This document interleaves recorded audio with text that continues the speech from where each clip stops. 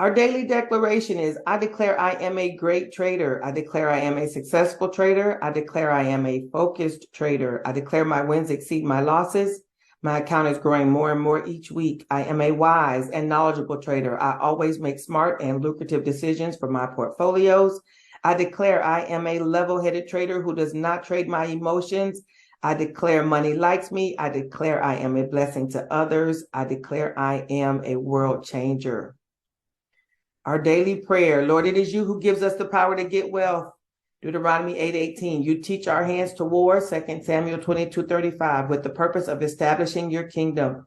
Help us today to trade wisely and strategically in order to fulfill this purpose. Give us more than enough so we can have what we need and enough to be a blessing to others. In Jesus' name, amen. Amen, amen. All righty.